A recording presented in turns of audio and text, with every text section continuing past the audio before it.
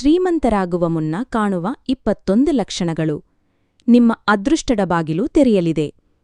ಗ್ರಂಥಗಳ ಪ್ರಕಾರ ಒಬ್ಬ ವ್ಯಕ್ತಿಯ ಮೇಲೆ ಸಂಪತ್ತು ಸುರಿಯುವಾಗ, ಅಂದರೆ ಅವನು ಶ್ರೀಮಂತನಾಗುವಾಗ, ಪ್ರಕೃತಿಯು ಕೆಲವು ವಿಶೇಷ ಚಿಹ್ನೆಗಳನ್ನು ನೀಡುತ್ತದೆ.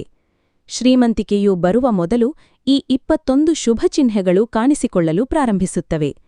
ಈ ಶುಭ ಚಿಹ್ನೆಗಳನ್ನು ಎಂದಿಗೂ ನಿರ್ಲಕ್ಷಿಸಬೇಡಿ. ಈ ಶುಭ ಚಿಹ್ನೆಗಳು ನಿಮ್ಮ ಜೀವನದಲ್ಲಿ ದೊಡ್ಡ ಮತ್ತು ಆಹ್ಲಾದಕರ ಬದಲಾವಣೆಗಳು ಸಂಭವಿಸಲಿವೆ ಎಂದು ಸೂಚಿಸುತ್ತವೆ, ಮತ್ತು ಲಕ್ಷ್ಮೀದೇವಿಯು ನಿಮ್ಮ ಮನೆಗೆ ಆಗಮಿಸಿದ್ದಾಳೆ ಎಂದರ್ಥ.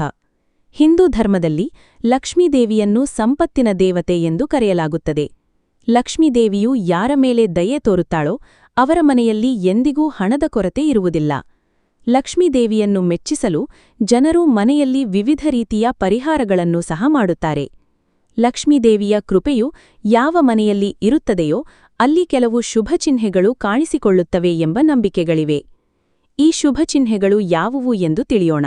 ಆದರೆ ಅದಕ್ಕೂ ಮೊದಲು ಲಕ್ಷ್ಮೀದೇವಿಯ ಆಶೀರ್ವಾದವು ನಿಮ್ಮ ಮೇಲೆ ಇರಬೇಕೆಂದು ನೀವು ಬಯಸಿದರೆ ಈ ವಿಡಿಯೋವನ್ನು ಲೈಕ್ ಮಾಡಿ ಮತ್ತು ನಮ್ಮ ವೀವರ್ಸ್ ಲೋಕ ಚಾನೆಲ್ ಅನ್ನು ಸಬ್ಸ್ಕ್ರೈಬ್ ಮಾಡಿ. ಕಮೆಂಟ್ ಬಾಕ್ಸ್ನಲ್ಲಿ ಓಂ ಲಕ್ಷ್ಮೀ ನಾರಾಯಣಾಯ ಎಂದು ಬರೆಯಿರಿ. 1. ಕೈಗಳಲ್ಲಿ ತುರಿಕೆ. ಜ್ಯೋತಿಷ್ಯಶಾಸ್ತ್ರದ ಪ್ರಕಾರ ಪುರುಷನ ಬಲಗೈಯಲ್ಲಿ ಮತ್ತು ಮಹಿಳೆಯ ಎಡಗೈಯಲ್ಲಿ ತುರಿಕೆ ಉಂಟಾದರೆ ಅದನ್ನು ಶುಭ ಮತ್ತು ಒಳ್ಳೆಯ ಸಂಕೇತ ಎಂದು ಪರಿಗಣಿಸಲಾಗುತ್ತದೆ. ಇದರರ್ಥ ಜೀವನದಲ್ಲಿ ಹಣಕ್ಕೆ ಸಂಬಂಧಿಸಿದ ಸಮಸ್ಯೆಗಳು ದೂರವಾಗುತ್ತದೆ ಮತ್ತು ಆರ್ಥಿಕ ಸ್ಥಿತಿ ಬಲಗೊಳ್ಳುತ್ತದೆ. 2. ಶಂಖದ ಧ್ವನಿ ಕೇಳಿಸುವುದು. ಬೆಳಿಗ್ಗೆ ಎದ್ದ ತಕ್ಷಣ ಶಂಖದ ಧ್ವನಿ ಕೇಳಿಸಿದರೆ ಅದನ್ನು ಜೀವನದಲ್ಲಿ ನಡೆಯುವ ಒಳ್ಳೆಯ ಬದಲಾವಣೆಯ ಸಂಕೇತವೆಂದು ಪರಿಗಣಿಸಲಾಗುತ್ತದೆ. ಈ ಸಂಕೇತವು ನಿಮ್ಮ ಕೆಟ್ಟ ಸಮಯವು ಈಗ ಒಳ್ಳೆಯ ಸಮಯವಾಗಿ ಬದಲಾಗಲಿದೆ ಎಂದು ಸೂಚಿಸುತ್ತದೆ. ಜೊತೆಗೆ ಜೀವನದಲ್ಲಿ ದೊಡ್ಡ ಸಾಧನೆಯೊಂದು ನಿಮ್ಮ ಕೈಗೆ ಸಿಗಬಹುದು. 3. ನಿಮ್ಮ ಮನೆಯಲ್ಲಿ ಇದ್ದಕ್ಕಿದ್ದಂತೆ ಸಾಲಾಗಿ ನಡೆಯುವ ಕಪ್ಪು ಇರುವೆಗಳು ಕಾಣಿಸಿಕೊಂಡು ಅವು ಆಹಾರ ಪದಾರ್ಥಗಳ ಮೇಲೆ ಮುಗಿಬೀಳಲು ನಿಮ್ಮ ಮನೆಯಲ್ಲಿ ಲಕ್ಷ್ಮೀದೇವಿಯು ಪ್ರವೇಶಿಸಿದ್ದಾಳೆ ಎಂದು ಅರ್ಥಮಾಡಿಕೊಳ್ಳಿ. ಇದು ಮನೆಯಲ್ಲಿ ಹಣ ಬರುವ ಸಂಕೇತವೂ ಆಗಿರಬಹುದು. 4. ಬೆಳಿಗ್ಗೆ ಹಸು ನಿಮ್ಮ ಬಾಗಿಲಿಗೆ ಬಂದು ಅಂಬೆಗಾಲು ಹಾಕಿದರೆ ಅದನ್ನು ದೇವರ ಆಶೀರ್ವಾದವೆಂದು ಪರಿಗಣಿಸಬೇಕು ಮತ್ತು ಆ ಹಸುವಿಗೆ ರೊಟ್ಟಿ ಅಥವಾ ಪಾಲಕ್ ಸೊಪ್ಪನ್ನು ತಿನ್ನಿಸಿ ಕಳುಹಿಸಬೇಕು. ಇದರರ್ಥ ಲಕ್ಷ್ಮೀದೇವಿಯೇ ಸ್ವತಃ ನಿಮ್ಮ ಬಾಗಿಲಿಗೆ ಬಂದು ಬಡಿದಿದ್ದಾಳೆ. 5. ನಿಮ್ಮ ಮನೆಯಲ್ಲಿ ತುಳಸಿ ಗಿಡವು ದಟ್ಟವಾಗಿ ಮತ್ತು ಹಸಿರಾಗಿದ್ದರೆ ನಿಮ್ಮ ಮನೆಯಲ್ಲಿ ಶೀಘ್ರದಲ್ಲಿ ಸಂತೋಷದ ಜೊತೆಗೆ ಸಂಪತ್ತು ಮತ್ತು ಸಮೃದ್ಧಿಯೂ ಬರಲಿದೆ ಎಂದು ಅರ್ಥಮಾಡಿಕೊಳ್ಳಬೇಕು. 6.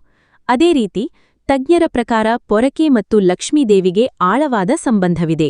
ಆದ್ದರಿಂದ ಬೆಳಿಗ್ಗೆ ನಿಮಗೆ ಯಾರಾದರೂ ಪೊರಕೆ ಹೊಡೆಯುತ್ತಿರುವುದು ಕಂಡುಬಂದರೆ ನೀವು ಶೀಘ್ರದಲ್ಲಿ ಶ್ರೀಮಂತರಾಗಲಿದ್ದೀರಿ ಎಂದು ಅರ್ಥಮಾಡಿಕೊಳ್ಳಿ. ಬೆಳಿಗ್ಗೆ ಮನೆಯಿಂದ ಕಚೇರಿಗೆ ಹೋಗುವಾಗ ಪ್ರತಿದಿನ 5 ದಿನಗಳವರೆಗೂ ಯಾರಾದರೂ ಪೊರಕೆ ಹೊಡೆಯುತ್ತಿರುವುದು ಕಂಡುಬಂದರೆ ನಿಮ್ಮ ಎಲ್ಲಾ ಕಷ್ಟಗಳು ದೂರವಾಗಲಿವೆ ಎಂದು ಅರ್ಥಮಾಡಿಕೊಳ್ಳಿ. ಲಕ್ಷ್ಮೀದೇವಿಯ ಕೃಪೆಯು ನಿಮ್ಮ ಮೇಲೆ ಇರಲಿದೆ. 7. ಬೆಳಿಗ್ಗೆ ಮನೆಯಿಂದ ಹೊರಗೆ ಹಣ ಬಿದ್ದು ಇರುವುದು ಕಂಡುಬಂದರೆ ಅದು ಹಣದ ಆಗಮನದ ಸಂಕೇತವಾಗಿದೆ. ಶೀಘ್ರದಲ್ಲಿ ನಿಮ್ಮ ಬಳಿಯೂ ಹಣ ಬರುತ್ತದೆ. ಬಟ್ಟೆಗಳನ್ನು ಧರಿಸುವಾಗ ಅಥವಾ ತೆಗೆಯುವಾಗ ಜೇಬಿನಿಂದ ಹಣ ಬಿದ್ದರೆ ಅದು ಹಣದ ಪ್ರಾಪ್ತಿಯ ಸಂಕೇತವಾಗಿದೆ. 8. ನಿಮ್ಮ ಮನೆಯ ಮುಖ್ಯದ್ವಾರದ ಹೊರಗೆ ಬಿಳಿ ಎಕ್ಕದ ಗಿಡ ಬೆಳೆದರೆ ಅದು ನೀವು ಶ್ರೀಮಂತರಾಗುವತ್ತ ಸೂಚಿಸುತ್ತದೆ. ಇದು ನಿಮಗೆ ಶುಭ ಸಂಕೇತವಾಗಿದೆ. ಇದರರ್ಥ ನಿಮ್ಮ ಮನೆಗೆ ಶೀಘ್ರದಲ್ಲೇ ಹಣದ ಆಗಮನವಾಗಲಿದೆ. 9. ಬೆಕ್ಕುಮರಿಗಳಿಗೆ ಜನ್ಮ ನೀಡುವುದು ಸಹ ಶುಭ ಸಂಕೇತವಾಗಿದೆ. ನಿಮ್ಮ ಮನೆಯಲ್ಲಿ ಬೆಕ್ಕುಮರಿಗಳಿಗೆ ಜನ್ಮ ನೀಡಿದರೆ ಅದು ಶುಭ ಸಂಕೇತವಾಗಿದೆ. ಹಾಗೆಯೇ ಛಾವಣಿಯ ಮೇಲೆ ಬೆಲೆಬಾಳುವ ವಸ್ತು ಬಿದ್ದರೂ ಒಳ್ಳೆಯದು ಎಂದು ಪರಿಗಣಿಸಲಾಗುತ್ತದೆ. ಶಾಸ್ತ್ರಗಳ ಪ್ರಕಾರ ಯಾವುದಾದರೂ ಪಕ್ಷಿಯು ನಿಮ್ಮ ಛಾವಣಿಯ ಮೇಲೆ ಬೆಲೆಬಾಳುವ ವಸ್ತುವನ್ನು ಬೀಳಿಸಿದರೆ ಅದು ಕೂಡ ಶ್ರೀಮಂತರಾಗುವ ಸಂಕೇತವಾಗಿದೆ. 10. ಮನೆಯಲ್ಲಿ ಇದ್ದಕ್ಕಿದ್ದಂತೆ 3 ಹಲ್ಲಿಗಳು ಒಂದೇ ಸ್ಥಳದಲ್ಲಿ ಕಂಡುಬಂದರೆ ಅದು ತುಂಬಾ ಶುಭವೆಂದು ಪರಿಗಣಿಸಲಾಗುತ್ತದೆ. ಇದು ಮಹಾಲಕ್ಷ್ಮೀದೇವಿಯ ಆಗಮನದ ಸಂಕೇತವಾಗಿದೆ. ಹಲ್ಲಿಗಳು ಒಂದನ್ನೊಂದು ಬೆನ್ನಟ್ಟುತ್ತಿರುವುದು ಕಂಡುಬಂದರೆ ಅದು ಮನೆಯ ಪ್ರಗತಿಯ ಸಂಕೇತವೆಂದು ಹೇಳಲಾಗುತ್ತದೆ. ದೀಪಾವಳಿ ಹಬ್ಬದ ದಿನ ತುಳಸಿ ಗಿಡದಲ್ಲಿ ಹಲ್ಲಿ ಕಂಡುಬಂದರೆ ಅದು ಅತ್ಯಂತ ಶುಭವೆಂದು ಪರಿಗಣಿಸಲಾಗುತ್ತದೆ. ಇದು ಸಂಪತ್ತು ಮತ್ತು ಹಣ ಸಿಗುವ ಸಂಕೇತವಾಗಿದೆ. 11. ಬೆಳಿಗ್ಗೆ ಕಬ್ಬು ಕಾಣಿಸುವುದು ಕೂಡ ತುಂಬಾ ಶುಭವೆಂದು ಪರಿಗಣಿಸಲಾಗುತ್ತದೆ. ಬೆಳಿಗ್ಗೆ ಇದ್ದಕ್ಕಿದ್ದಂತೆ ನಿಮ್ಮ ಸುತ್ತಮುತ್ತ ಕಬ್ಬು ಕಂಡುಬಂದರೆ ನಿಮ್ಮ ದಿನಗಳು ಬದಲಾಗಲಿವೆ ಎಂಬುದು ಸ್ಪಷ್ಟ ಸಂಕೇತವಾಗಿದೆ. 12. ಲಕ್ಷ್ಮೀದೇವಿಯ ವಾಹನವಾದ ಗೂಬೆಯು ನಿಮ್ಮ ಮನೆಯ ಹೊರಗೆ ಬಹಳ ದಿನಗಳಿಂದ ಕಂಡುಬರುತ್ತಿದ್ದರೆ ನಿಮ್ಮ ಮನೆಗೆ ಮಹಾಲಕ್ಷ್ಮಿಯೇ ಆಗಮಿಸಿದ್ದಾಳೆ ಎಂದು ಅರ್ಥಮಾಡಿಕೊಳ್ಳಿ. ಅಲ್ಲಿಗೆ ಲಕ್ಷ್ಮೀದೇವಿ ಖಂಡಿತವಾಗಿಯೂ ಹೋಗುತ್ತಾಳೆ ಮತ್ತು ನಿಮಗೆ ಶೀಘ್ರದಲ್ಲೇ ಅಪಾರ ಸಂಪತ್ತು ಸಿಗುತ್ತದೆ. 13. ಕನಸಿನಲ್ಲಿ ಹಳದಿ ಅಥವಾ ಕೆಂಪು ಹೂವುಗಳನ್ನು ನೋಡುವುದು ಸಂಪತ್ತು ಸಿಗುವ ಸಂಕೇತವೆಂದು ಪರಿಗಣಿಸಲಾಗುತ್ತದೆ. ಕನಸಿನಲ್ಲಿ ದೇವಸ್ಥಾನವನ್ನು ನೋಡುವುದು ಕೂಡ ಶುಭವೆಂದು ಪರಿಗಣಿಸಲಾಗುತ್ತದೆ. ಇದು ಸಂಪತ್ತು ಸಿಗುವ ಮತ್ತು ಆಧ್ಯಾತ್ಮಿಕ ಪ್ರಗತಿಯ ಸಂಕೇತವಾಗಿದೆ.